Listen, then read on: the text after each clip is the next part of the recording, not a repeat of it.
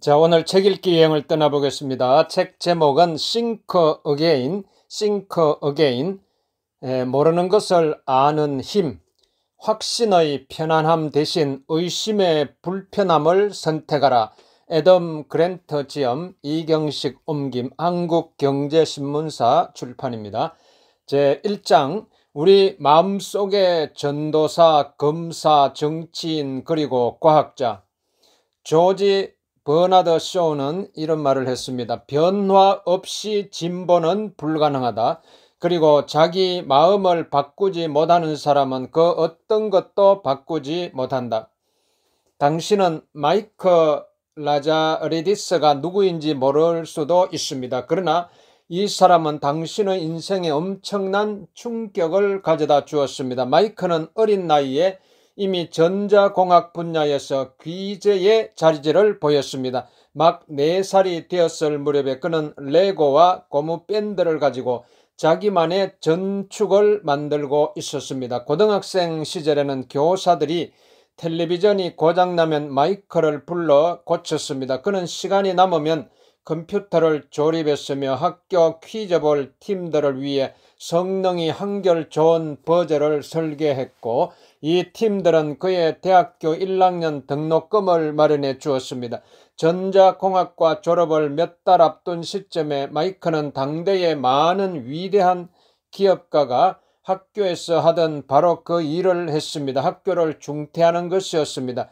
이민자의 아들이었던 그가 세상에 자기 흔적을 내는 첫걸음을 뗀 것이죠.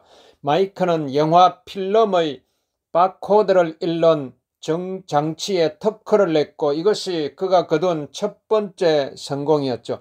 이 장치가 할리우드에서 얼마나 유용하게 사용되었던지, 그는 이 장치를 발명한 업적으로 기술 부문에서 에이미상과 오스카상을 동시에 받았습니다. 하지만 이것은 다음번 발명품에 비하면 아무것도 아니었죠. 두 번째 발명품인 블랙베리 휴대전화로 그의 회사는 지구에서 가장 빠르게 성장하는 회사가 되었습니다. 그의 발명품에는 곧바로 열혈 추종자들이 모여들었는데, 그 가운데는 빌 게이츠에서부터 가수 크리스티나 아길레라에 이르는 충성심 높은 유명 고객들이 절비했죠. 오프라 윈프리도 이것은 문자 그대로 내 인생을 바꾸어 놓았다. 나는 이것 없이는 하루도 살지 못한다고 말했습니다. 버락 오바마 대통령도 마이크의 이 발명품을 백악관의 비밀 경호국에 양보하지 않았을 정도입니다. 마이크는 블랙베리가 이메일 송수신 무선 통신 장치가 되기를 꿈꿨습니다. 2009년 여름 기준으로 블랙베리는 미국 스마트폰 시장을 절반 가까이 석권했죠. 그러다가 2014년까지 블랙베리의 시장 점유율은 1% 미만으로 추락해 버렸습니다.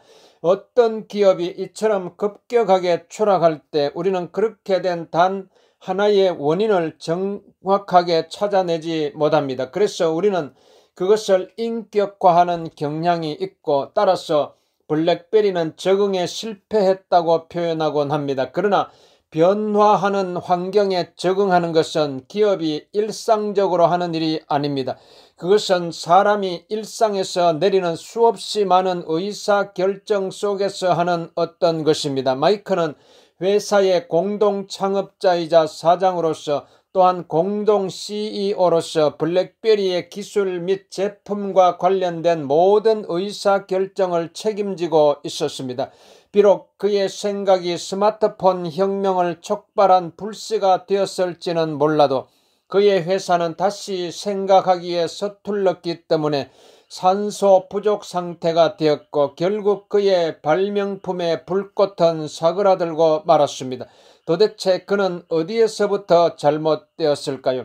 사람들은 대부분 자기가 가진 지식과 전문성의 긍지를 느끼며 자신의 믿음과 의견을 고수하는 데 자부심을 가집니다.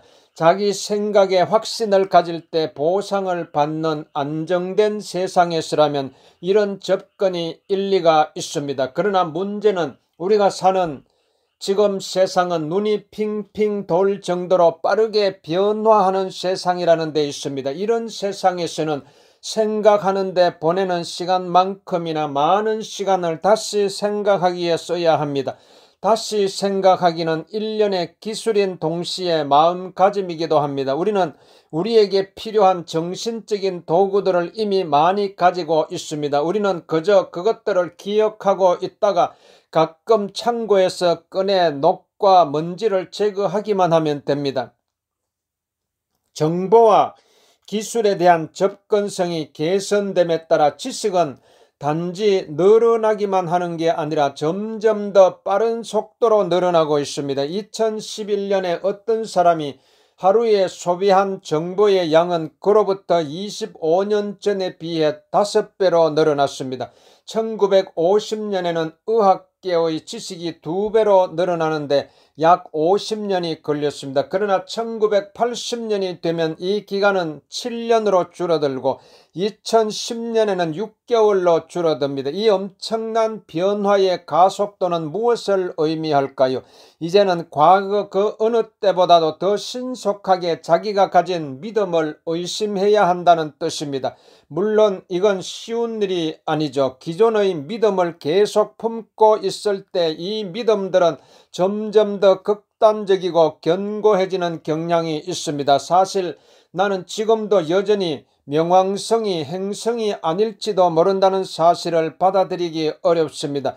교육 분야에서 역사의 어떤 이면이 드러나고 과학에서 혁명적인 일이 일어났을 때 이런 내용이 정규 교과 과정에 반영되고 교과서가 개정되기까지는 여러 해가 걸리는 게 보통이죠. 그리고 이제 다음과 같은 주제들에 대해서 널리 사실로 인정되는 가정들을 다시 생각할 필요가 있음을 연구자들이 최근에 발견했습니다. 우선 클레오파트라의 족보가 있고 공룡의 출현이 있으며 사물을 바라보는데 필요한 것도 있습니다. 자, 빈티지 음반이나 클래식 자동차 혹은 골동품 벽시계는 가치 있는 소장품이 될 수 있을지 몰라도 구닥다리 사실들은 버리는 편이 가장 좋은 정신적인 화석일 뿐이죠. 사람들은 보통 누군가에게 다시 생각하기가 필요하다는 것을 제3자의 입장에 섰을 때는 금방 알아봅니다. 자신이 받아든 어떤 의학적 진단을 놓고 다른 의사의 의견을 구할 때는 늘 전문가들의 의견에 의심을 품습니다. 그러나 불행하게도 자기 자신의 지식과 의견을 놓고서는 태도가 달라집니다. 흔히 옳다는 사실보다 옳다고 느끼는 편을 선호하죠. 일상생활에서 우리는 누구를 채용할 것인가에서부터 시작해서 누구와 결혼할 것인가에 이르기까지 자신이 직접 많은 진단을 내립니다. 그러므로 어떤 것에든 자기 자신의 두 번째 의견을 만드는 습관을 들일 필요가 있습니다. 이런 상상을 해보죠. 당신 가족과 친하게 지내면서 당신에게 금융 분야의 조언을 자주 해주는 금융 전문가가 있습니다.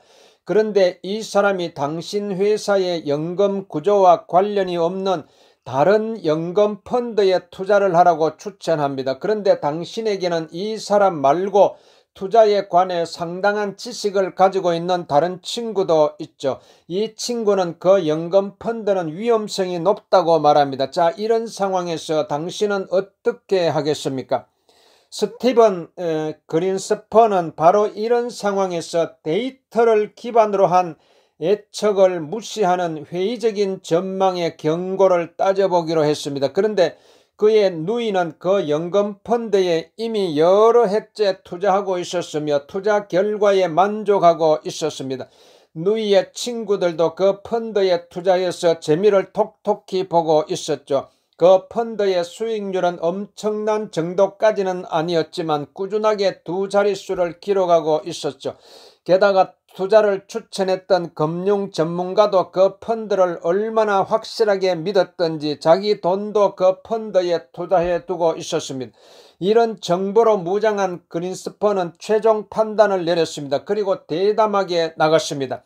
퇴직금 가운데 3분의 1에 가까운 돈을 그 펀드에 투자한 것이죠. 그리고 얼마 지나지 않아서 그의 투자 자산 규모는 25%나 불어났죠.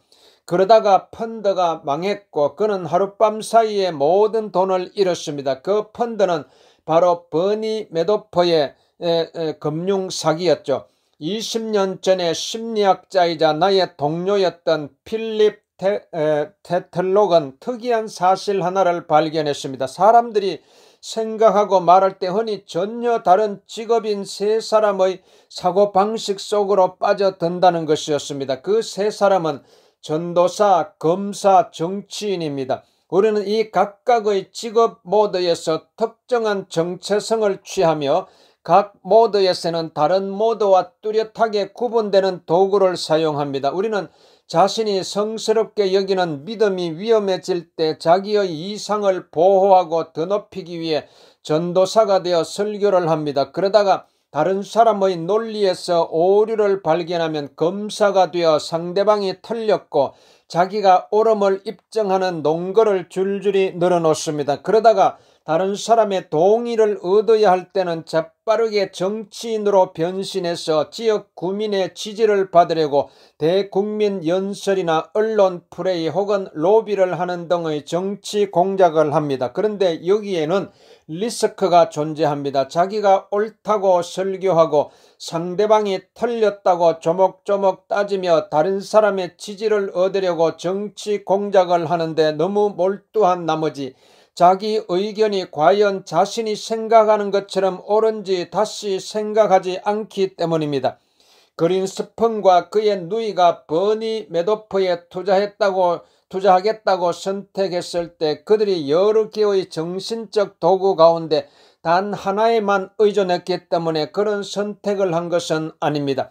전도사와 검사와 정치인이라는 세 개의 모드가 하나로 결합해서 두 사람이 잘못된 결정을 내리도록 유도한 것입니다.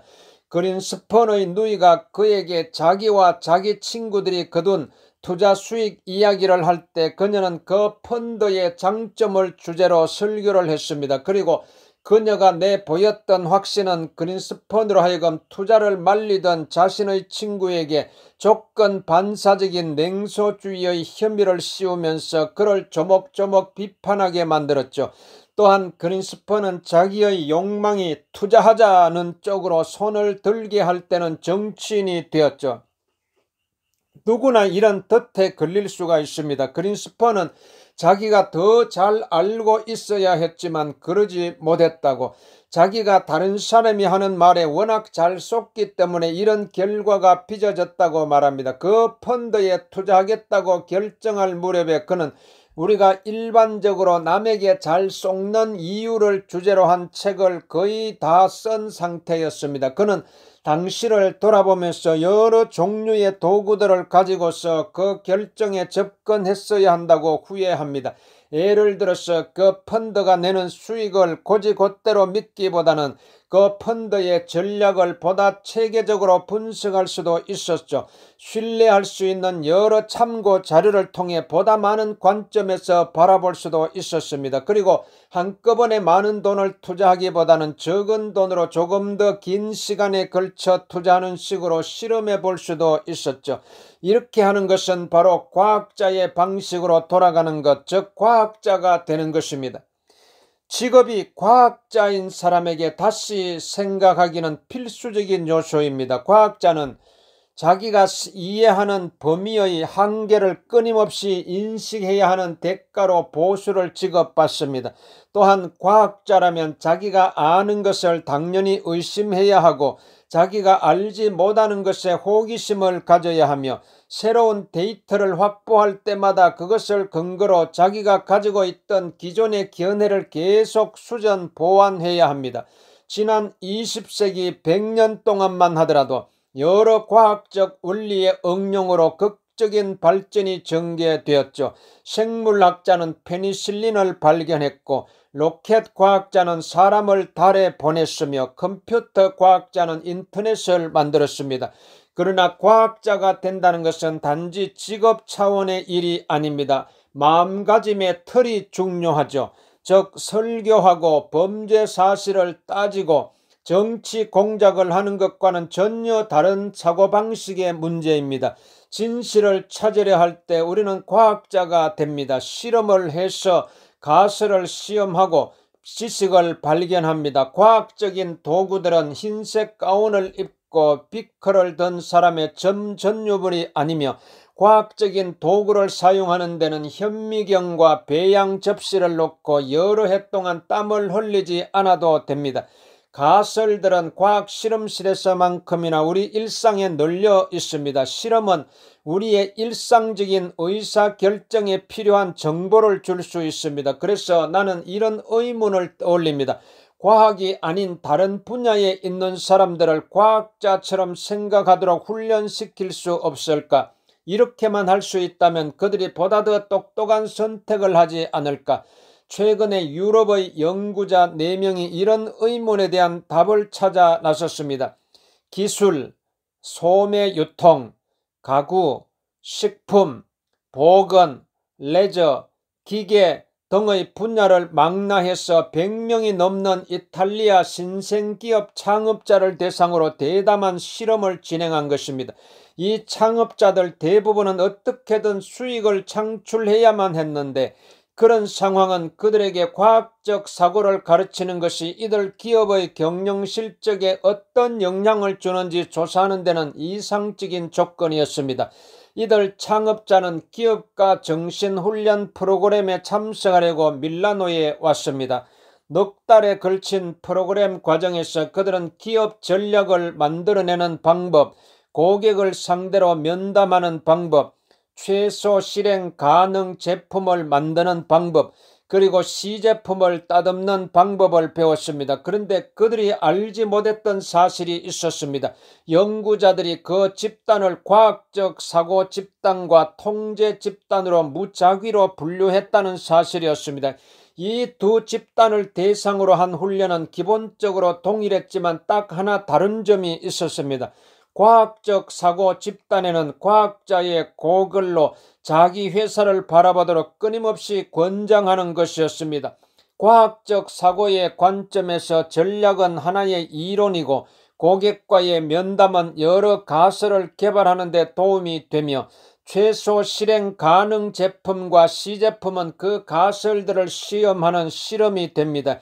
이럴 때 기업가의 과제는 결과를 엄정하게 측정하고 가설이 맞는지 혹은 틀리는지를 토대로 의사결정을 내리는 것입니다.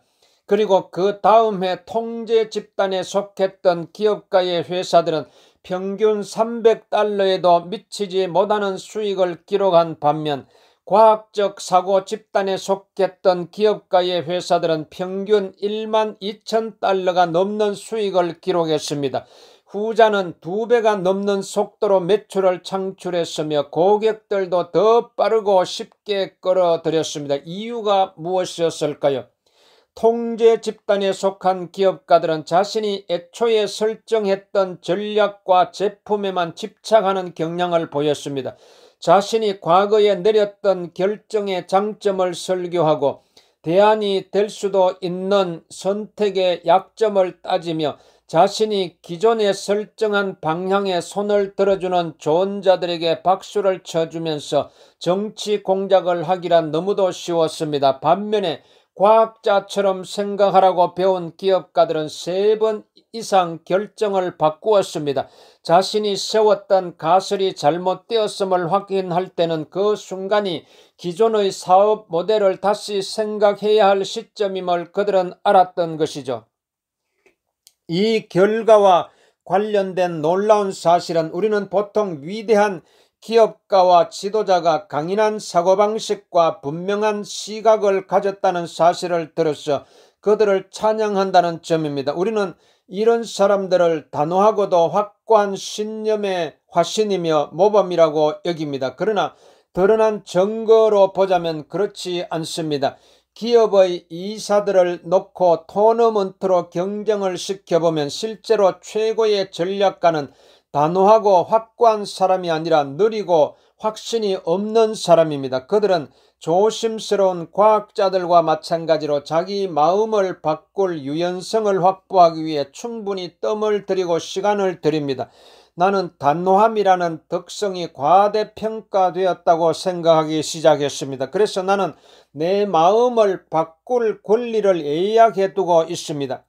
직업과학자처럼 추론하기 위해 굳이 직업과학자가 되지 않아도 되는 것처럼 직업과학자라고 해서 반드시 과학적인 도구만을 사용하지는 않습니다. 예를 들어서 어떤 과학자는 자기가 즐겨 사용하는 이론을 성스러운 복음으로 여기고 받아들일 가치가 있는 사려 깊은 비평을 신성모독이라며 배척하기도 합니다. 이럴 때 이 과학자는 이미 과학자가 아니라 전도사입니다. 또 자기의 이론이나 견해가 정확성이 아니라 인기에 따라 출렁거리도록 내버려 둘 때는 정치인이 됩니다. 그리고 새로운 발견보다는 비판과 폭로에만 몰두할 때는 검사가 됩니다.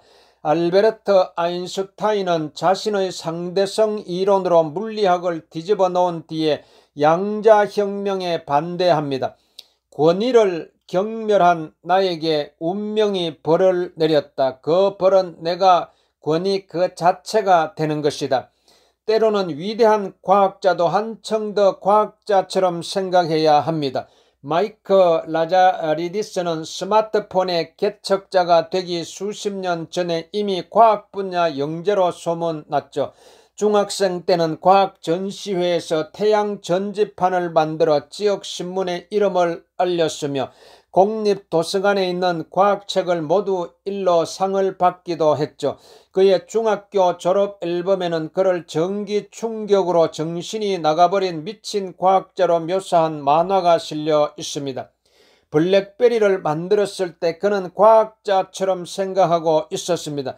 기존의 무선 이메일 송수신 장치는 속도가 너무 느렸고 자판은 너무 작았죠. 사람들은 자신의 작업물을 이메일로 자기 모바일 장치에 보내고 그런 다음에는 오랜 시간을 들여서 그 작업물을 내려받았습니다. 이런 모습을 보고 그는 여러 가설을 세우기 시작했고 회사의 엔지니어 팀에 그 가설들을 시험하게 했죠.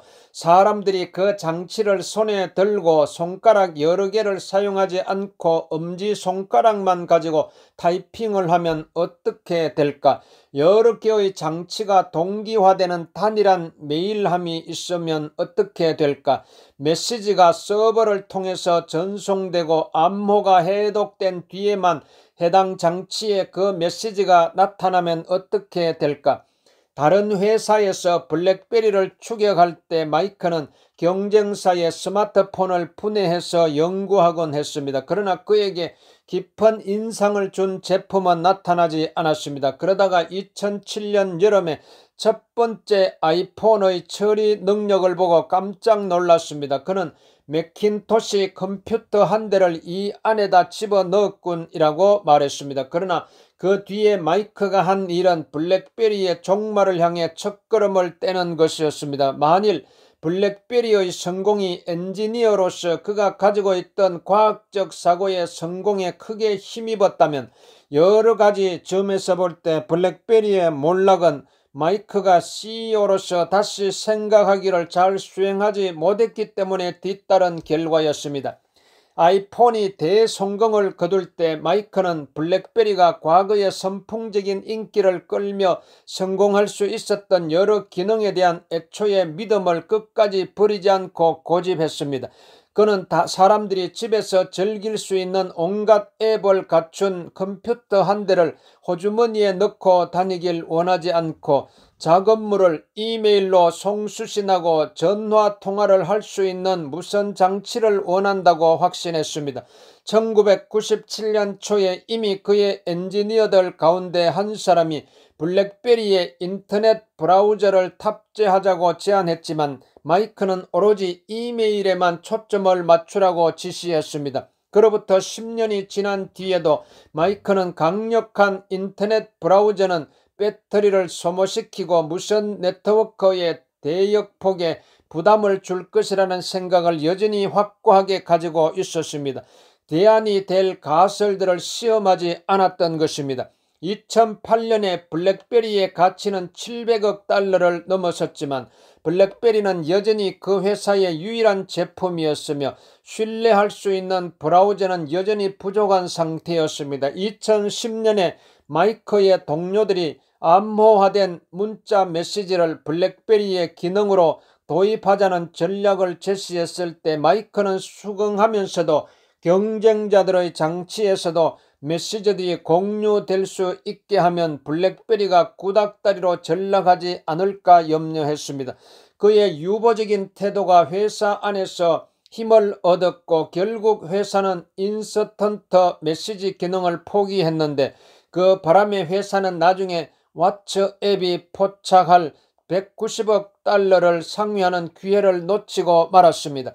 전자장비의 설계에 관한 한 마이크는 다시 생각하기에 재능을 가지고 있었지만 자기가 만든 블랙베리의 시장에 대해서는 다시 생각하려 하지 않았습니다. 누가 얼마나 좋은 지능을 가지고 있느냐는 전혀 중요하지 않았습니다. 뛰어난 지능이 오히려 잘못된 것일 수도 있습니다. 정신적인 마력은 정신적인 재주를 보장하지 않습니다. 아무리 머리가 좋아도 자기 마음을 바꿀 동기가 부족한 사람은 다시 생각할 많은 경우를 놓쳐버리고 맙니다. 연구 결과에 따르면 지능지수가 높은 사람일수록 고정관념에 빠져들 가능성이 더 높습니다.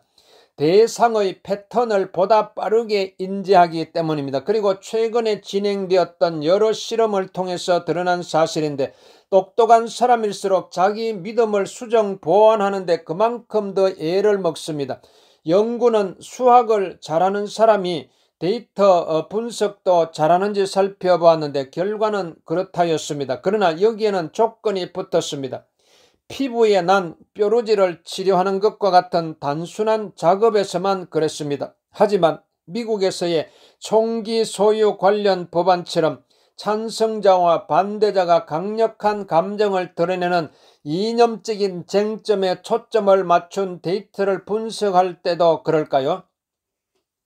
양적인 분석을 잘하는 사람은 결과를 해석할 때 한층 정확합니다.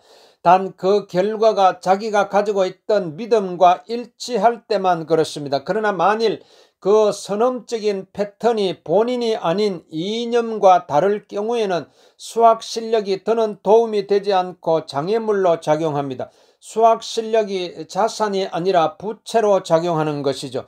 숫자를 잘 주무르는 사람일수록 자기가 가진 의견과 충돌하는 패턴들을 분석하는 작업에서는 크게 실패할 확률이 더 높습니다. 자유주의자인 수학 천재는 총기 규제가 실패했음을 입증하는 증거를 평가하는 데서 다른 일반적인 동료보다도 못했습니다. 반면에 보수주의자인 수학 천재는 총기 금지가 효과가 있다는 증거를 제대로 잘 평가하지 못했습니다. 심리학에서 이런 패턴을 추동하는 편향이 적어도 두 개는 있습니다. 하나는 자신이 보게 될 것이라고 기대하는 것만 바라보는 확정 편향이고 다른 하나는 자신이 보고 싶은 것만 바라보는 소망 편향입니다. 이 두 개의 편향은 사람들의 지능 활용을 가로막는 데서 그치지 않습니다. 거기에서 한 걸음 더 나아가서 지능을 일그러뜨려 진리에 저항하게 만드는 무기로 만듭니다. 사람들은 자신의 신념을 보다 더 깊이 설교할 이유와 자기가 맡은 소송에서 보다 더 열정적으로 따질 이유, 그리고 자신이 소속된 정당의 정치적 공세에 힘을 보탤 이유를 찾습니다. 그런데 사람들은 보통 자기 생각에 젖어 있어 결과론적인 오류를 깨닫지 못합니다.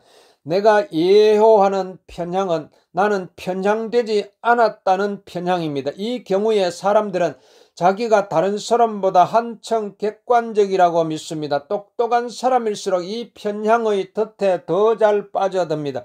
똑똑한 사람일수록 자신의 한계를 바라보기 어렵다는 뜻입니다. 생각을 잘하는 사람일수록 다시 생각하기에 서툴 수 있습니다. 사람들이 과학자 모드에 들어가 있을 때는 자기 생각이 화석화된 이데올로기가 되도록 내버려두지 않습니다. 정답이나 해법을 미리 정해두고 시작하지 않고 수수께끼와 의문을 풀어나가면서 정답이나 해법에 한 걸음씩 접근합니다.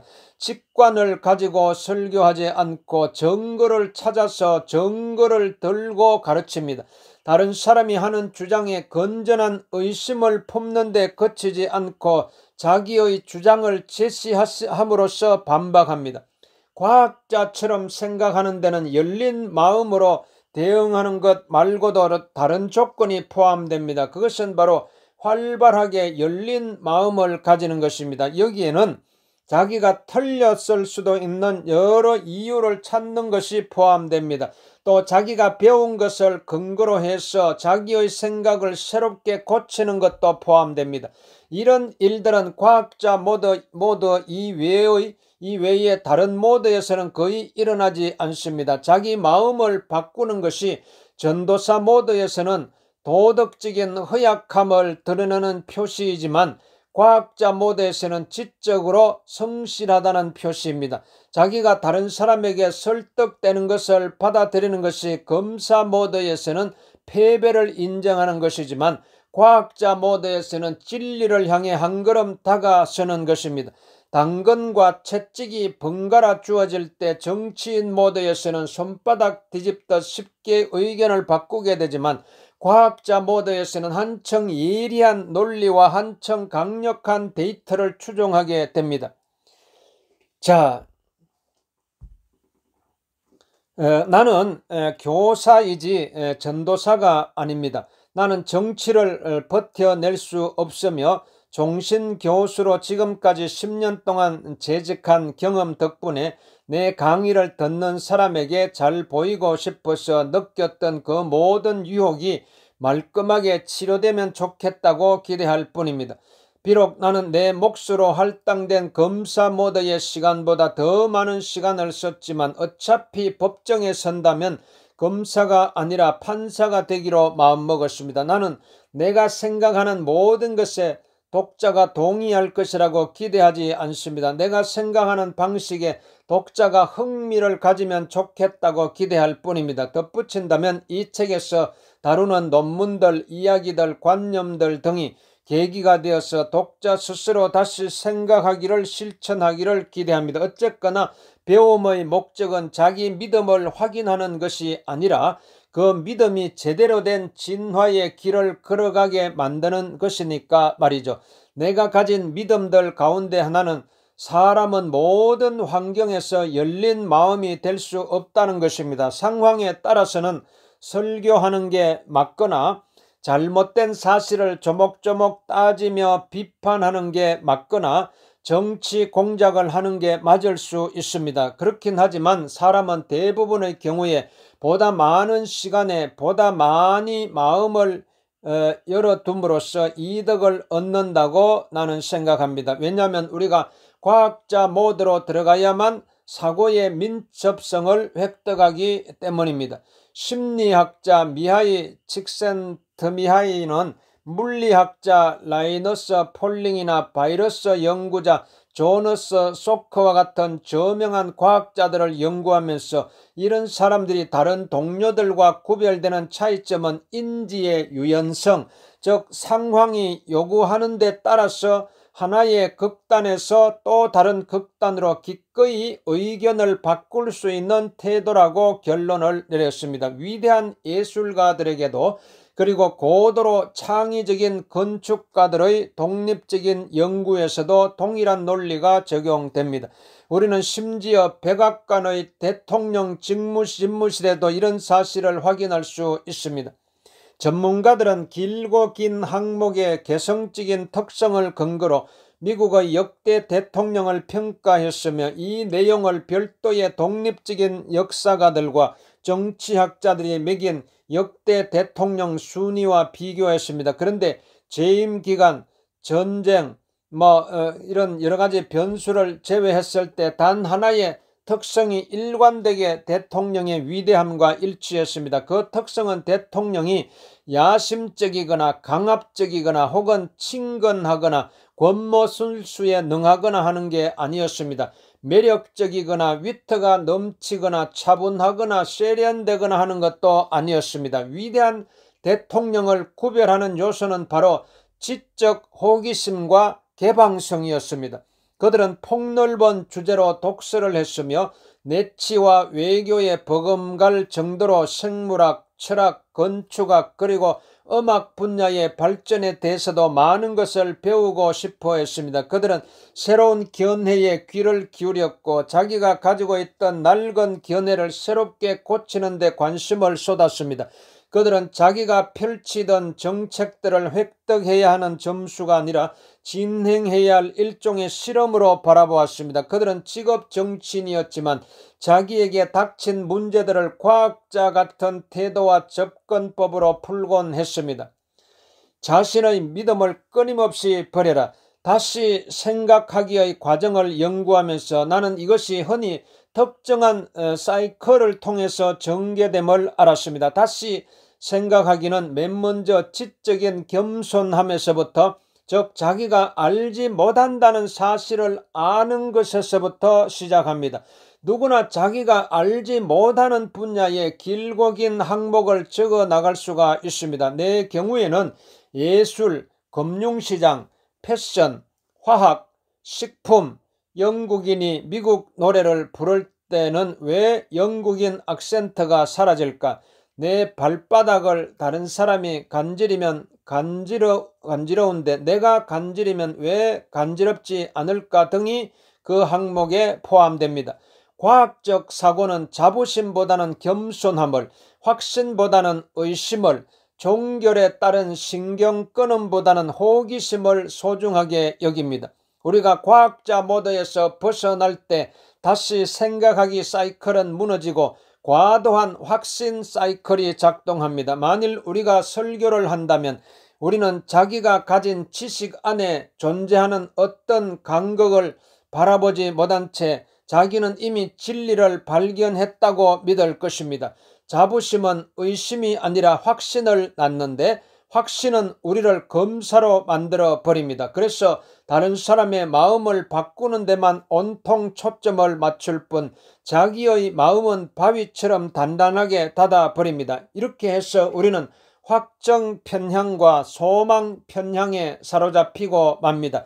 그래서 정치인이 되어 자기 지역 구민에게 지지받지 못하는 것들은 무시하거나 차버립니다. 우리는 치장을 하고 가장을 하느라 너무 바쁜 나머지 진리가 어느 구석에 처박히든 말든 신경도 쓰지 않습니다. 이렇게 해서 자기 의견이 옳음을 확인받고 나면 우리는 한층 더 오만해집니다. 그러다가 결국 우리는 뚱뚱한 고양이 증후군에 사로잡히고 맙니다. 엄격한 규율로 스스로를 압박하면서 자기 믿음을 검증하는 대신에 그때까지 만들어진 명예에 취한다는 뜻입니다. 다시 블랙베리 이야기로 돌아가면 마이크는 과도한 확신 사이클에 갇혀버렸습니다. 성공한 자기 발명품에 대한 자부심은 그에게 너무도 단단한 확신을 심어 주었습니다. 터치 스크린보다 키보드를 선호하는 그의 태도는 다른 어떤 것보다도 분명했습니다. 그가 그토록 설교하고 싶었던 것은 블랙베리가 가진 미덕이었습니다. 그리고 애플은 그가 서둘러서 기소해야 할 악덕이자 범죄자였습니다. 회사 주가가 떨어졌지만 마이크는 확정 편향과 소망 편향에 사로잡혀 있었죠. 열성 팬들이 보내주는 환호성이 가져다준 확인 절차는 결국 그를 희생자로 만들었죠. 그는 2011년에 이렇게 말했습니다. 블랙베리는 우상으로 섬겨지는 제품입니다.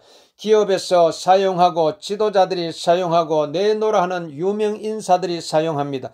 2012년이 되면서 아이폰이 전 세계 스마트폰 시장의 4분의 1을 차지했지만 마이크는 여전히 유리액정 타이핑 방식에 저항하며 키보드를 고집했습니다. 그는 2013년에 있었던 이사회 회의장에서 터치 스크린 방식의 스마트폰을 가리키며 이런 말을 했습니다. 나는 이걸 받아들일 수 없어요. 사람들이 블랙베리를 사는 이유 가운데 하나가 키보드이거든요. 자기 진영의 안방에서만 유세를 펼치는 정치인과 마찬가지로 그는 기존의 수백만 명 사용자의 키보드 취향에 초점을 맞추고는 수십억 명이나 되는 잠재적인 사용자에게 매력적으로 다가가는 터치 스크린 방식을 무시했습니다. 공식적인 기록으로 남도록 솔직하게 말해두자면 나는 지금도 블랙베리의 그 키보드가 그립습니다. 그래서 이 키보드가 나중에 언젠가 다시 돌아올 수 있도록 허락을 받았다고 하니 무척 기대되고 흥분됩니다. 마이크는 마침내 스크린과 소프트웨어를 놓고 다시 상상하기 작업을 시작했지만 그때는 그의 엔지니어들 가운데 몇몇이 과거에 자기 작품을 포기하지 않으려 했습니다. 이렇게 해서 마이크의 회사 안에는 다시 생각하기의 실패가 널리 퍼져나갔죠. 2011년에 익명의 고위 간부가 마이크와 그의 공동 CEO에게 공개 서한을 보냈습니다. 휴대전화에 컴퓨터를 집어넣는다는 말에 그런 게 가능하기나 하겠느냐면서 우리는 마음껏 비웃었다. 지금 우리는 무려 3, 4년이나 뒤처져 있다. 확신은 자기 스스로를 자기가 직접 만든 감옥에 가둬버릴 수가 있습니다. 해결책은 자기 생각의 속도를 줄이는 게 아니라 다시 생각하기에 속도를 높이는 것입니다. 바로 이 해결책이 파산의 문턱까지 갔던 애플을 세계에서 가장 가치가 높은 기업으로 만들었습니다. 애플 르네상스의 전설은 스티브 잡슨이라는 새로운 외로운 천재를 중심으로 돌아갔습니다. 아이폰이 태어날 수 있었던 것은 그가 가졌던 확신과 선명한 전망 때문에 가능했다는 말이 있습니다. 그런데 실제로 그는 휴대전화라는 범주를 결사적으로 반대했습니다. 직원들은 휴대전화에 대한 전망을 가지고 있었고 결국 애플을 되살린 것은 잡스의 마음을 돌리게 만든 직원들의 능력이었습니다. 비록 잡스는 다르게 생각하기에 방법을 알고 있긴 했지만 다시 생각하기에 많은 부분을 실행한 것은 그의 팀이었습니다. 2004년에 엔지니어와 프로그램 설계자 그리고 마케팅 담당자로 구성된 작은 팀이 애플의 히트 제품인 아이팟을 아이폰으로 바꾸자고 제안했습니다. 그러자 잡스는 왜 우리가 그걸 해야 돼? 내가 들은 아이디어 가운데서 제일 멍청한 소리 내라고 쏘아붙였습니다. 이 팀은 휴대전화가 음악을 들려주는 기능을 탑재하기 시작했음을 이미 깨달았지만 잡스는 그 방향으로 나가다가는 자칫 한창 잘나가는 아이팟 사업을 망칠지 모른다고 걱정했죠. 그는 휴대전화 제조사들을 정오했으며 통신사들이 묶어놓은 이런저런 제안을 받아들인 채 그 안에서 제품을 설계하고 싶지 않았습니다. 그랬던 터라 그는 사적인 자리에서나 공적인 자리에서 절대로 휴대전화는 만들지 않겠다고 몇 번이나 공언했습니다. 그러나 애플의 엔지니어 몇 명은 이미 그 분야에 대한 연구조사를 진행하고 있었습니다. 그들은 힘을 모아서 잡스를 설득하기 시작했습니다.